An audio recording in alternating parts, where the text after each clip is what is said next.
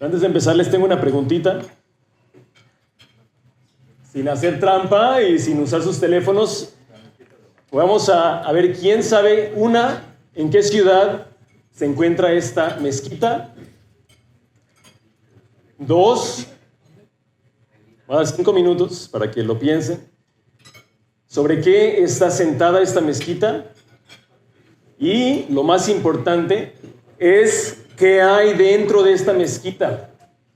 Porque esto representa el centro espiritual del universo. Y vamos a ver por qué. Doy unos minutitos para que vayan contemplando. En 1985, mis papás tenían 3 meses de casados. Mi papá no era creyente, todo lo contrario.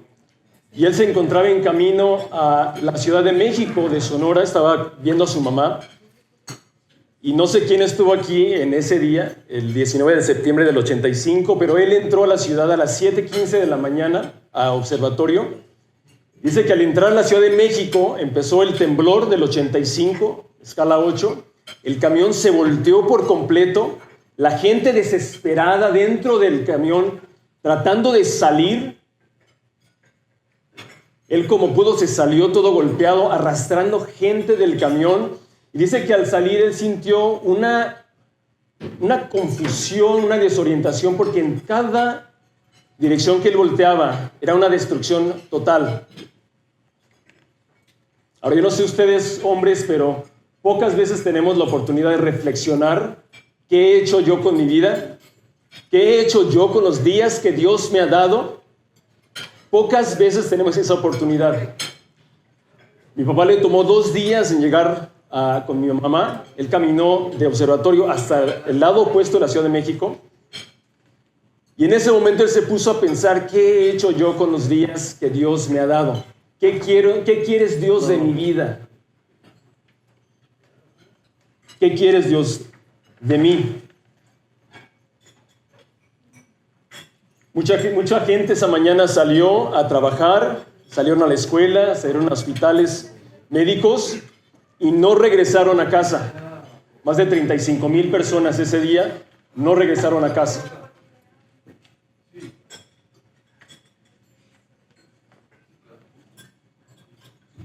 Ya era muy tarde para muchos de ellos. Para mis papás quedarse en la Ciudad de México no era viable. Ellos salieron a Morelia, Michoacán, con un pastor a plantar una pequeña iglesia. Y como pudieron, ellos consiguieron un lote en una barranca, pusieron la mampostería, llenaron a cubetazos con escombro, con piedras, con tierra, levantaron una pequeña choza de madera. Y justo en la base del cerro se plantó la iglesia, se armó una carpa y enfrente había un cerezo. Entonces ellos empezaron a ministrar con un comedor para esta gente que vivía fuera de la cárcel, era como un campamento. Ellos empezaron a ministrar a familias y mi mamá, con ese corazón tan grande que tenía, empezó a notar que muchas de las niñas que estaban en ese lugar a una temprana edad estaban siendo absorbidas por las calles, a la prostitución, a la drogadicción. Entonces mi madre empezó a rescatar a muchas de esas jovencitas. Mi familia tengo 2 hermanas de 3, se convirtió en casa de 10, casa de 15, casa de 43. Y por 10 años tuvimos el privilegio de poder, de mis papás, rescatar gente de la calle, niños de la calle. Mi mamá me decía, estos niños no nada más necesitan una buena educación, sino que en lo más profundo de su corazón, necesitan amor incondicional. 2, necesitan ellas saber cómo Dios los ve y cómo Dios los ama. Y a pesar de su situación difícil, Dios quiere hacer cosas grandes con estos chicos. Ella los amó con un amor incondicional. Muchas veces mis papás, como tenían 43 niños, no podían trabajar como un trabajo normal. Entonces íbamos los fines de semana a los mercados de abastos con una canasta. Ellos oraban antes de salir. Tenemos una Suburban, íbamos todos hechos bola en la camioneta. Y decían, oren Y cuando lleguen a los puestos, díganle a la gente que vienen de la Villa de los Niños. Y pídanle si tienen alimento que ellos no van a poder vender y que si les pueden donar. Y lo impresionante era ver que cada vez que salíamos a ese mercado, no nos daban las sobras. Siempre nos daban lo mejor. Ahí empezamos nosotros a ver desde chiquitos cómo Dios se preocupaba por nosotros y proveía por nosotros día tras día. Ahora, hay veces que sí, no teníamos que comer. Estamos en las últimas y siempre, sin falta, alguien llegaba a la casa. Gente que tenía restaurantes nos traía alimentos. Decían, oye, estuvimos un banquete y no se consumió la comida, les trajimos todo. Nosotros bien contentos, comíamos, bien alegres. Gente que tenía panaderías llegaba con bolillo, con jamón, con queso y nos alimentaban. Había un carnicero, una carnicería muy grande en Morelia que nos traía carne, bistecs. Nosotros, para hacer a mis papás enojar, ¡oh, otra vez ribeye! ¡Oh, otra vez! ¡Rachera! Y bien enojados, ¿cómo se están quejando? Ya saben los niños, ¿no? Pero siempre vimos la mano de Dios, siempre, siempre sobre nuestra vida. Desafortunadamente no siempre nos llegaba alimento. A veces llegaba gente que tocaba y se echaban a correr. Y al abrir la puerta no encontrábamos alimento, sino que encontrábamos niños abandonados. Niños que venían de trasfondos muy fuertes, con abuso, confundidos, tristes, con todas sus pertenencias en una bolsita de plástico. Y aunque era muy triste ver su situación, nos daba tanta alegría saber que Dios nos había mandado uno más, dos más para nuestra familia, dos más hermanitos, hermanitas.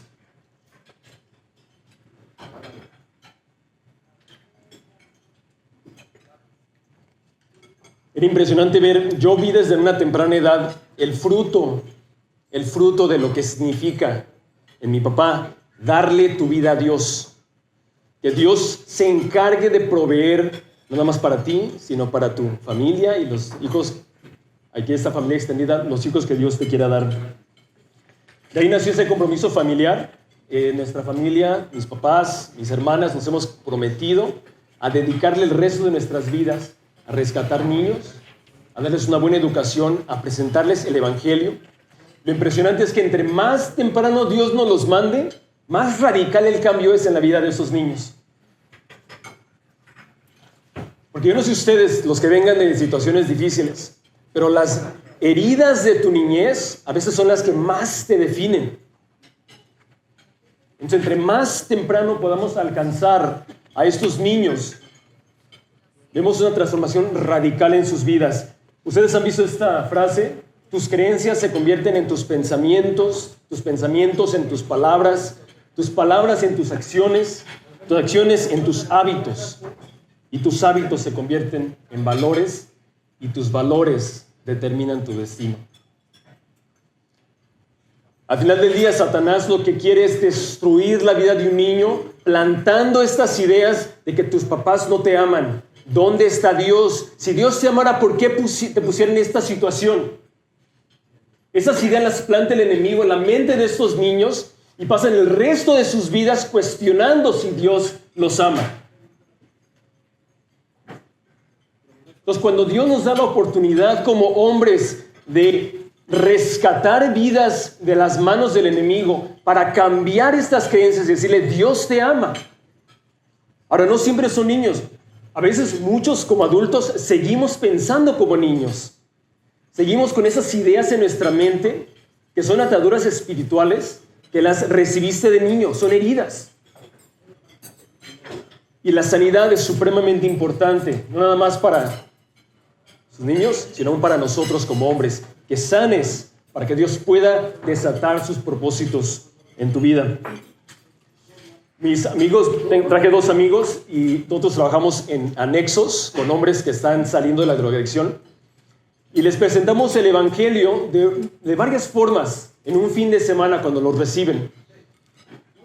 Y es impresionante porque cuando les presentamos el Evangelio, al final del retiro los llevamos a un panteón. y los sentamos en una lápida de alguien que murió casi a la misma edad que ellos.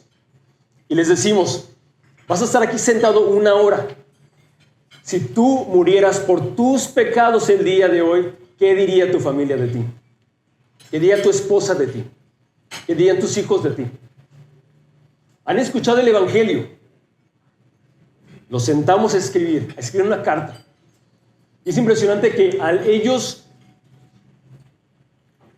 explicar o expresar lo que sus familias dirían de ellos, la gran mayoría es lo que dicen. Ay, mijito, qué gusto que ya estás en la santa gloria con los angelitos. Ay, hijito, que ya no estás aquí, te extraño. Tanto gusto me da que estás en el cielo. Y es muy triste ver hombres, sicarios, gente que ha hecho cosas horribles, creer que al final, después de la muerte, se van a encontrar con San Pedro. Es muy triste ver a hombres que se les está dando la oportunidad de recapacitar, no saber que lo que les espera es algo radicalmente diferente. Hombres, ellos y nosotros no somos diferentes. Una vida sin Dios, créeme, del otro lado te espera algo radicalmente diferente a eso. Dios te está llamando a que recapacites, que no te esperes a que llegue un terremoto, para que tengas un encuentro con Dios y Él transforme esas creencias, para que transforme tus pensamientos, para que Él transforme tus acciones, para que Él te despierte a tu llamado que Él tiene para ti.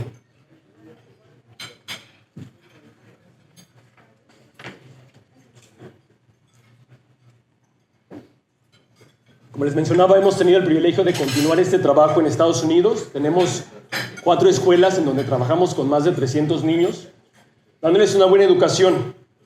Pero más que nada, la idea es conectarlos con gente que esté orando por ellos. Gente que esté buscando pastorear no nada más a los niños, sino a sus padres. Empezamos a orar. En Houston, como saben, es una ciudad muy diversa. Casi todas las naciones del mundo representadas en esta ciudad. Y Dios nos empezó a mover el corazón para alcanzar a la comunidad de refugiados, que hay muchos en Houston, llegan 20,000 refugiados al año a la ciudad de Houston. Y empezamos a trabajar con una organización llamada Intercity. Ellos mandan cerca de 1,500 misioneros al Medio Oriente cada año para alcanzar a la gente con el Evangelio. Y tuvimos la oportunidad de empezar a trabajar en esos campamentos con estas personas que, aunque hay 122 millones de refugiados en todo el mundo, menos del 1% en sus vidas recibirán un tiquetito para invitarlos a moverse a otro país. Europa, Estados Unidos, Canadá. Ellos pasan casi toda su vida esperando que salga su numerito. Esa gente no tiene identidad. Ni las Naciones Unidas los reconoce como personas a ellos. No tienen acceso a documentación, acceso a educación, no les dan absolutamente nada. Porque son refugiados, son gente que no pertenecen a ninguna nación. Empezamos a salir, levantamos 2 escuelas, una en Corea y una en Turquía, para apoyar a esos jovencitos, a estos niños que necesitan que alguien les diga, Dios te ama, Dios tiene un propósito para ti. Y ha sido impresionante cómo estos jovencitos, al conocer el Evangelio, se convierten en misioneros para sus propias comunidades.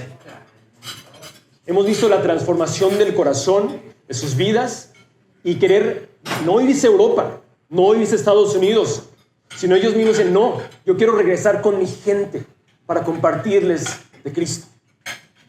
Independientemente de donde Dios me ponga, Dios me tenga, Dios me va a proteger, me va a cuidar. Y yo no puedo vivir con esa idea sabiendo que yo tengo el mensaje de salvación y mi pueblo se muere sin él. Jovencitos, 16, 17, 18 años. Ahora les mencionaba esta mezquita que les mencioné al principio. ¿Alguien sabe qué ciudad es? Jerusalén, muy bien. ¿Sobre qué está sentada esta mezquita? Una iglesia cerca. El templo de Salomón. Este es el templo antiguo de los judíos. Muy bien. ¿Y qué hay dentro de esta mezquita? ¿Quién sabe? ¿Una escalera? No. que hay dentro de esta mezquita que lo hace el centro espiritual del universo. ¿El arca? No. Dentro de esta mezquita, perfecto. Dentro de esta mezquita hay una roca, hay una piedra. Los judíos creen que esta piedra es donde Abraham iba a sacrificar a Isaac. Los musulmanes creen que no era Isaac, era Ismael el que estaba en la piedra atado. De la misma forma, los judíos creen que sobre esta piedra va a descender su Salvador. Los musulmanes creen que Mohammed en esta piedra ascendió al cielo, bajó y les dio el Corán y algún día va a regresar. Esta piedra es una piedra sagrada, la piedra más sagrada y el lugar más sagrado para las religiones más grandes del mundo, los cristianos, los judíos, los musulmanes. En 1940, que las Naciones Unidas empezaron a ayudar a los judíos a pensar en su estado, les dijeron, les vamos a dar un pedacito de tierra en Israel, pero este lugar le pertenece a los musulmanes. Esta ciudad de Jerusalén es una ciudad neutral.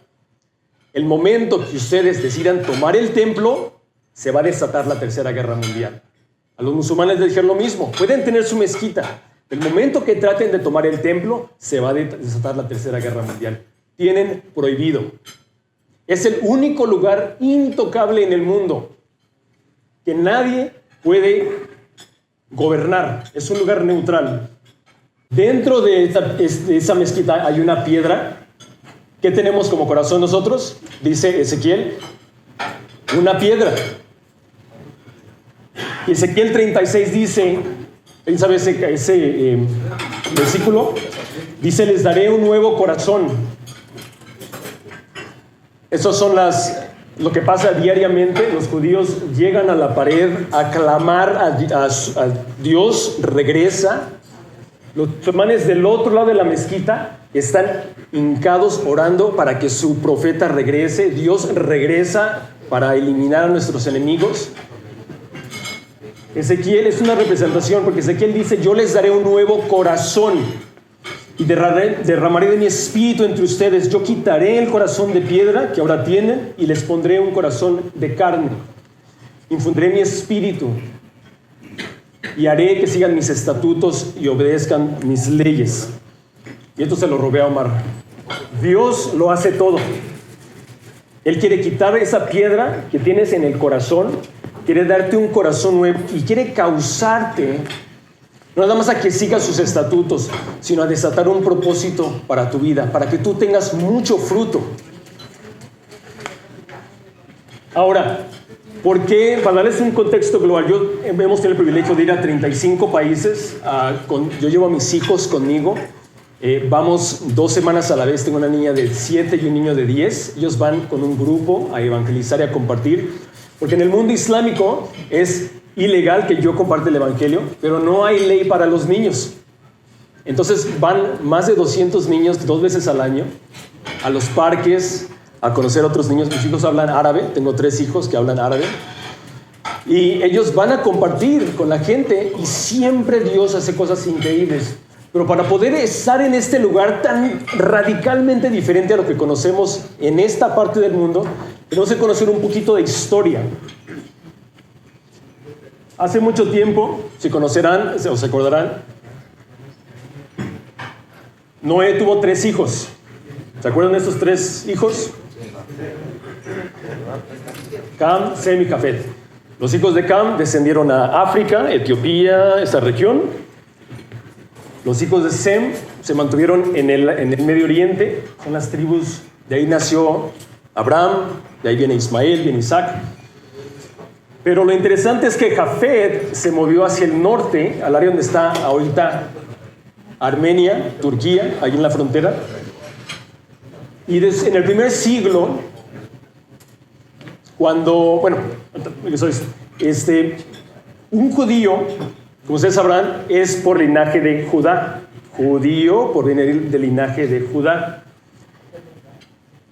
El judaísmo es la religión de los judíos porque de Judá iba a venir el Salvador. De Ismael, que fue hijo de Abraham, viene el Islam, viene Mohammed, la linaje del profeta. Lo interesante es que en el judaísmo tú puedes ser judío por nacimiento o por conversión. Tú puedes convertirte al judaísmo. En el primer siglo hubo un movimiento, cuando se destruyó el templo, de judíos hacia el norte, a una ciudad llamada Ashkenaz, donde se fundaron, había 4 ciudades. Todas esas 4 ciudades adoptaron la religión judía y se convirtieron en judíos ashkenazis. El día de hoy, el 90% de los judíos que viven en Israel son judíos ashkenazis, que no vienen de linaje por nacimiento, sino por conversión. Ellos eran expertos en diseñar las rutas del comercio. Ellos diseñaron la ruta de seda, el intercambio de especies de China hasta Europa. Salía de China, pasaba por India, subía por Ashkenaz y se movía hacia Europa, hacia abajo, hacia Jerusalén, hacia África. Ellos eran expertos en el comercio. Ahora, ellos adoptaron el judaísmo, pero en Levítico 25 había una regla muy específica. ¿Se acuerdan cuál es esa regla en Levítico 25? Dios dice, cada 50 años deben hacer ¿qué? Jubileo. Muy bien. ¿Qué es el jubileo?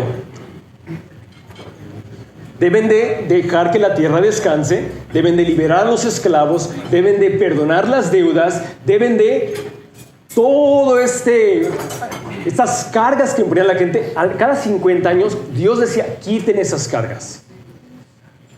Convenientemente a este grupo de personas esa ley no les convino. Entonces ellos se convirtieron en las personas más ricas del mundo, fondeaban guerras, construyeron Roma, crearon los mercados de comercio de Londres, de Nueva York, todos estos mercados fueron creados por esta riqueza. Y ahora, después de la Segunda Guerra Mundial, que sufrieron mucho bajo los alemanes, los nazis, cuando se les dio su tierra, regresaron a Israel a establecer su nación. El 90% de ellos fueron del linaje de los ashkenazis. Es gente muy poderosa, gente muy rica. Ahora, hablé al principio de 2 hombres, de 2 anexos, de la gente que está en los anexos, gente que de veras abre su corazón y recibe la gracia de Dios. Los 2 hermanos, 2 hombres, la Biblia siempre está llena de esos 2 tipos de hombres. Este es un ejemplo, Ismael e Isaac. La tensión espiritual que está en este lugar es increíble. Alrededor de Jerusalén, donde están la mayoría de las naciones islámicas, están protegiendo de algo. Porque es que se ha establecido una fortaleza, no sé si ustedes en el Medio Oriente, pero entrando a un lugar como Siria, entrando a un lugar como Egipto, se siente una oscuridad profunda, una esclavitud espiritual profunda. ¿Por qué? En Mateo 24:14 dice, y eso es súper importante, que cuando el Evangelio llegue a toda nación, entonces ¿qué? Vendrá el fin. Yo tengo el privilegio de poder servir en Estados Unidos. Tengo el privilegio de poder servir con una organización de misiones que está comprometida a llevar el Evangelio a toda nación, y se necesitan obreros. Se necesita más gente que alcance almas que no han escuchado de Cristo. Hace 2 años fuimos a Turquía. Escucharon del terremoto que hubo en el sur de Turquía. Y era impresionante ver cómo había una destrucción total. Y vimos en el techo de una casa, un edificio que se había colapsado y había caído sobre un niño. Y la mitad del niño estaba por fuera del edificio. Y el papá, en lugar de rescatarlo y de ayudar, le decía, haz la oración a Alá.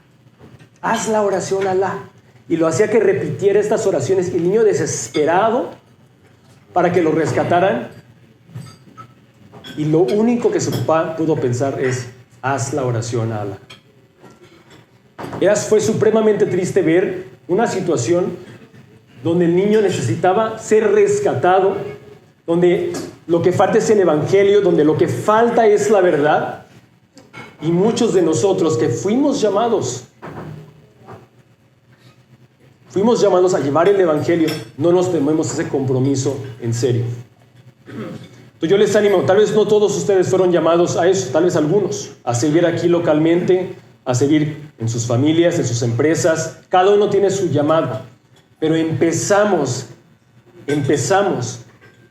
en el corazón. Que Dios quite ese corazón de piedra, que Dios ponga un corazón de carne, que Dios les pueda ayudar, que les dé los ojos para ver cómo Dios los ve, y que sea por obediencia, que puedan responder al llamado que Dios tiene para sus vidas.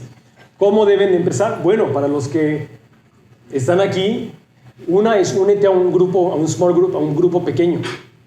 Busca a hombres que puedan ayudarte a sanar si traes heridas, si traes cosas que tengas que recapacitar y traer hacia la superficie. Es muy importante que como hombres tomes la responsabilidad para que nuestros hijos tengan fruto. Yo estoy aquí porque mi papá, en algún punto, él se arrepintió. Él dijo: yo quiero una vida distinta.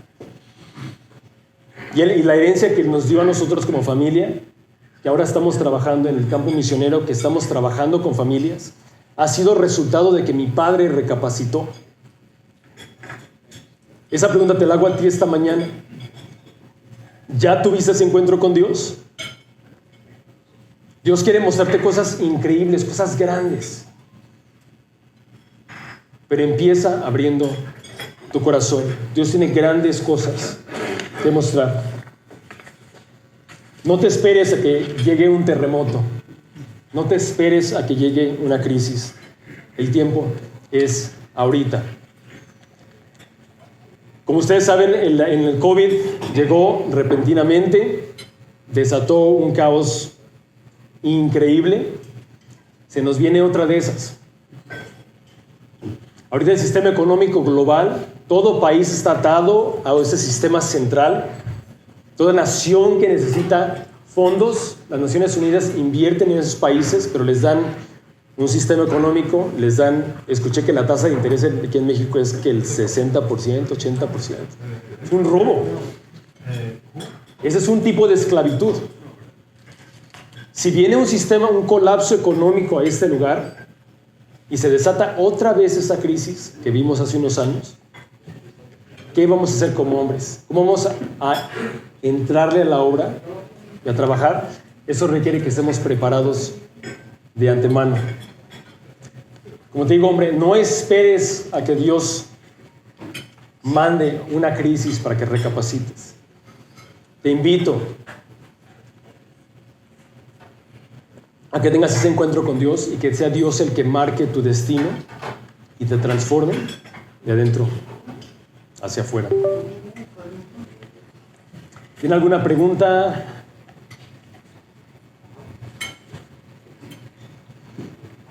¿Comentario?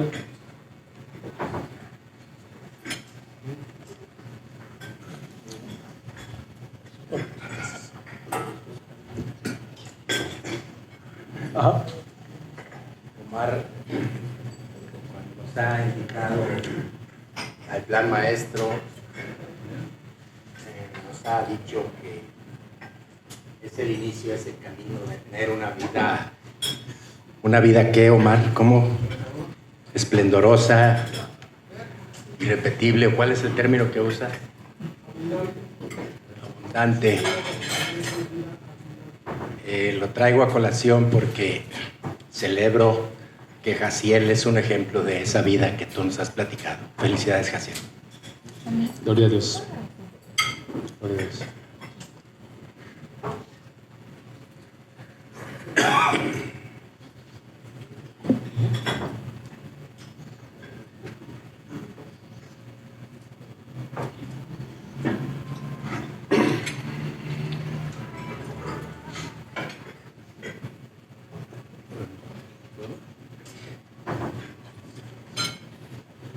Qué privilegio, 5 hijos, dices que tienes, eres empresario y puedes compartir con ellos y salir y viajar a otros países.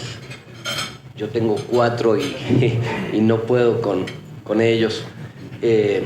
¿Cómo llegaste a ser empresario? ¿A partir de qué rubro? ¿Y cómo se compatibiliza el ser empresario y el salir con tus hijos a evangelizar? Porque creo que es un plan maravilloso. Creo que eso nace del propósito de vida. Dios no nos dio como familia la empresa y el llamado. Pienso que particularmente cuando Dios, por ejemplo, llama a parejas a trabajar con el mismo corazón.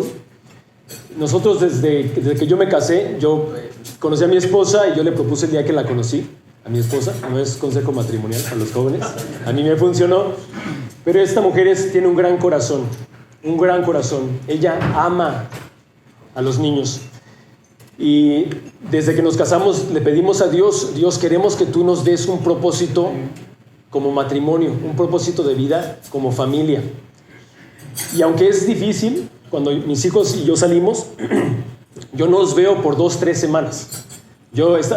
Fuimos en diciembre, yo fui y los dejé en Arabia Saudita con un grupo de misioneros y ellos los capacitan, los entrenan y salen a ciudades a compartir el evangelio, pero sigan el modelo de Lucas. Ellos no llevan dinero para el hotel, ellos no llevan absolutamente nada.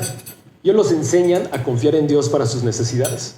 Entonces mis hijos han aprendido a orar y a depender de Dios para que Dios abra puertas. Y ha sido muy difícil para ellos poder hacer el switch de estar en Estados Unidos a estar en otro país completamente distinto. Pero ha sido una formación increíble para ellos poder alcanzar y conocer gente que es completamente diferente a ellos. Y que Dios vaya formando su corazón. ¿Qué es el corazón de Dios? Bueno, Dios no quiere que se pierda nadie. Dios quiere alcanzar a la gente para que le conozcan.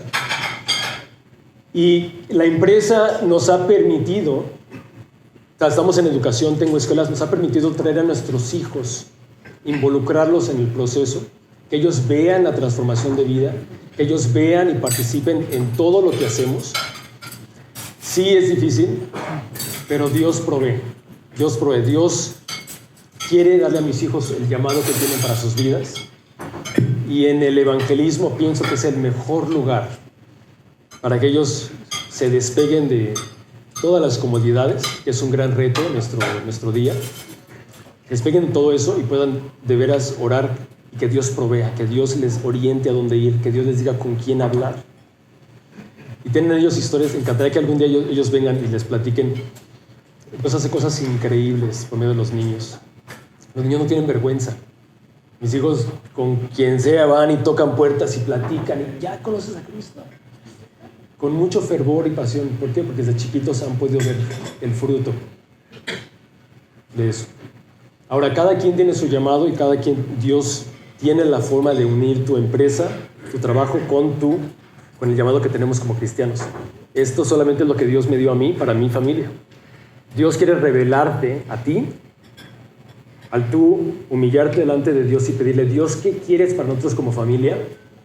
Dios tiene ya un plan para ustedes. Dios revela planes, Dios revela todo eso. No es que nos lo inventemos, no es que hay una fórmula secreta o este sea el camino, ¿no?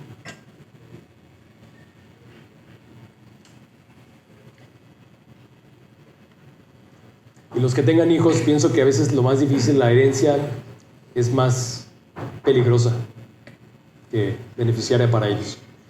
A veces la necesidad, yo le doy gracias a Dios por la pobreza que viví de niño. Entonces sí, yo oro que la gente tenga conciencia, padres tengan conciencia de que nuestro llamado como padres no es darles lo mejor, sino darles una relación con Dios, presentarles el amor de Dios y que ellos desarrollen una identidad en Cristo, que tengan un encuentro con Dios. Ese es mi único trabajo como padre.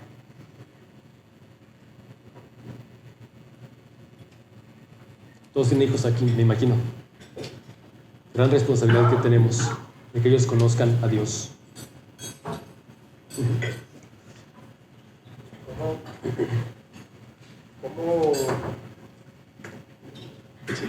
dirías que podemos darle ese ejemplo a nuestros hijos?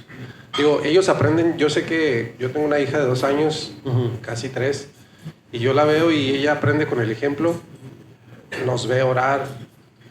Incluso yo tengo un cuarto de oración y ella a veces quiere entrar y yo la dejo, o sea, le digo, Claro, ven claro. conmigo, no importa, para que me vea orar, para que vea que es ese ejemplo. Pero, digo, o sea,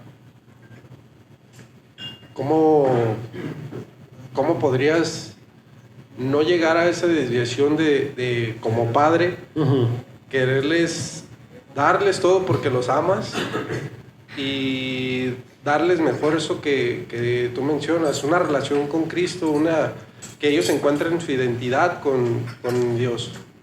Porque realmente nuestros padres o mis padres no me la enseñaron como tal, me dijeron ve a la iglesia los domingos y Claro. pues ahí con el Padre y esto, pero al aprender yo la relación con Dios, me gustaría transmitírsela a mi hija para que ella, pues su vida sea transformada, pues desde pequeña, y que ella pueda llegar a más gente, a transformar su vida, a sus amigos, a niños, porque hay mucho pequeño, como lo dices, que no solo en el oriente, sino en nuestras mismas colonias, en mismas familias, que viven con papás que se pelean, que se golpean, que ven que el papá está golpeando a la mamá y que aprenden esas actitudes, cómo llegar pues a darles ese ejemplo a nuestros hijos y que sean una herramienta para Dios, para que ellos sean un movimiento de transformación para sus niños primero cercanos y después que se amplíe ese camino. Claro. Pues honestamente para mí el mejor regalo de Dios para moldear a nuestros hijos es el evangelismo. O sea, el simple hecho de tener que salir a tocar una puerta o a conocer a un extraño, a hablarles de lo que Dios está haciendo, eso los va a moldear de una forma increíble. Porque al final del día realmente el evangelio es muy simple. El niño lo entiende. Hay arrepentimiento. El cristiano tiene que arrepentirse de sus pecados, aún hasta de sus buenas obras. Y tenemos que tenemos la gran comisión de ir y llevar el evangelio. Es incómodo. Es difícil. Ponemos todas las excusas para no hacerlo, porque es difícil ir a la gente que necesita de Cristo y compartirles el evangelio y hacerlo de una forma simple. No sé cuántos de ustedes lo disfruten. Es difícil. Entonces, cuando uno modela esa postura del corazón, cuando uno lleva a sus hijos a compartir el evangelio, para mí esa ha sido la herramienta. Ellos empiezan a procesar cómo lo comunico, cómo demuestro la gratitud, cómo demuestro el amor de Dios. Eso los empieza a moldear porque va plantando en el subconsciente lo que es el evangelio. ¿Qué más necesitamos como cristianos aparte del evangelio? Nada. El Espíritu Santo, el evangelio, ¿qué más necesitamos? Nada más. Si un niño desde una temprana edad internaliza el evangelio, no hay nada que se le venga, nada. Ningún ataque del enemigo, ninguna situación externa, no hay nada que le pase a ese niño que vaya a transformar o a cambiar la orientación de su corazón. ¿Por qué? Que ya está cimentado en Dios. Entonces, para los que tienen niños chiquitos, honestamente yo no sé cuál otro proceso hay, aparte del evangelismo, para que ellos internalicen el evangelio, lo apliquen a cada área de su vida. Que sea Dios el que moldee sus vidas. Y sí, como padres tenemos que modelar y llevarlos y demostrar ese amor por la gente, porque es la gran comisión, lo que tenemos por parte de Dios. Tenemos tiempo para una pregunta más y poder terminar en tiempo. ¿Alguien más? Y si tienen oportunidad de salir, hay misiones de corto plazo, hay de 2 semanas, hay un mes, hay muchas formas de salir. Créanme que el simple hecho de salir a un contexto completamente distinto, no vas a regresar igual.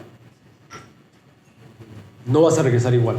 Dios te va a mostrar cosas increíbles en otros lugares.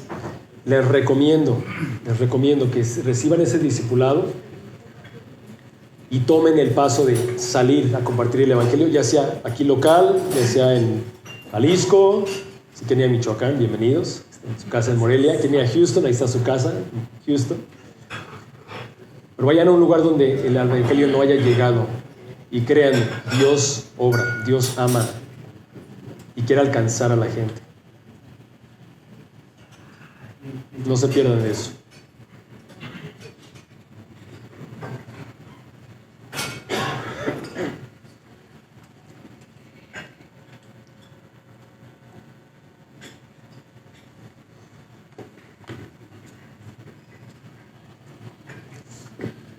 Yo quiero hacer una pregunta. O sea, nos estás invitando a que vayamos, pero si queremos ir, ¿cómo vamos? ¿O quién nos lleva? ¿O qué onda? Porque pues, o sea, digo, asumo que tú has aprendido a cómo ir a Siria y pasarte 2-3 meses allá, porque pues no fue tu primer paso. Eso ya es un paso muy adelantado. Entonces, ¿cómo podemos empezar a ir si nunca hemos ido? Fíjense que aquí en México, desde hace 40 años, ha habido un gran compromiso de alcanzar a las naciones indígenas. De México es uno de los lugares ejemplares donde ya menos del 1% de las naciones indígenas no tienen el Evangelio. Ya ha sido alcanzado esta área. Pero para muchos de nosotros que estamos aquí en Jalisco, estamos en Michoacán, México, esa es una gran oportunidad para tomar ese primer paso. ¿Por qué? Porque cuando tú sales a compartir el Evangelio en estos lugares, olvídate de la comodidad. En Lucas dice, no lleves ni extra zapatos, ni lleves mochila, ni lleves, Dios va a proveer. Entonces, si pudieran tomar ese paso local, para mí sería la recomendación. Nosotros en México estamos empezando a traer conferencias y capacitaciones en el área de evangelismo para poder tomar ese paso. Y podemos, por ejemplo, en Marruecos se habla mucho español. Incluso iba a poner tengo una foto con un amigo en Marruecos y les preguntaría cuál es el mexicano de los dos y es imposible ver cuál es la diferencia entre un mexicano y un marroquí. Nadie cuando adivinan lo tiene correcto, porque nosotros parecemos árabes. Nos abre muchas puertas el simplemente parecernos a ellos. Entonces, si toman el paso local, pienso que es importante.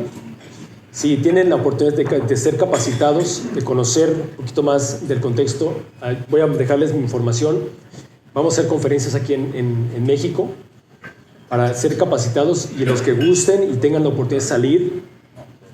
Hay 27 naciones árabes donde el evangelio es menos del 1%, la gente conoce de Cristo. Hay una gran necesidad.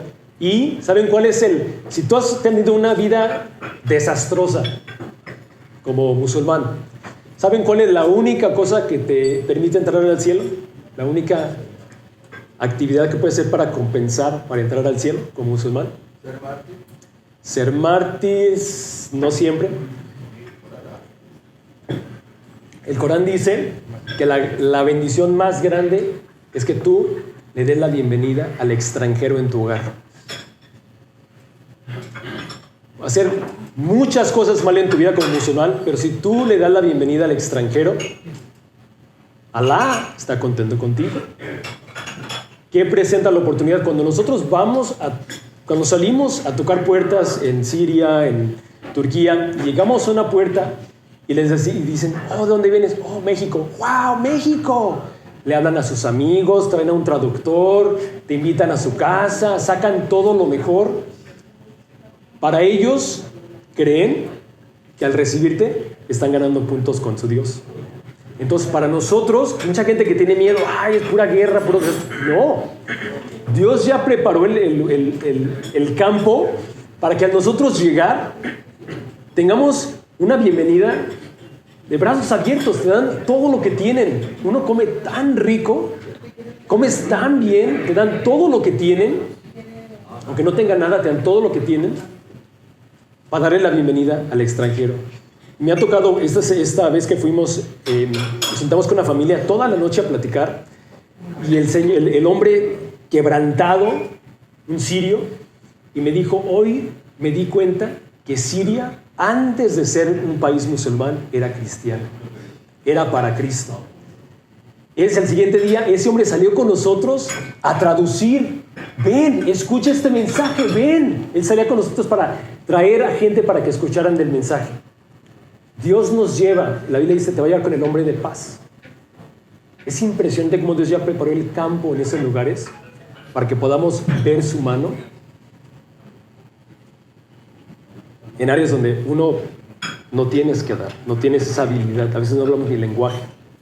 Dios provee. Entonces, hay formas, les dejaré mi información, estamos plenos de conferencias y capacitaciones aquí a México, y les animo a que empiecen a orar, que Dios prepare su corazón si les está llamando. Les garantizo, no van a regresar igual.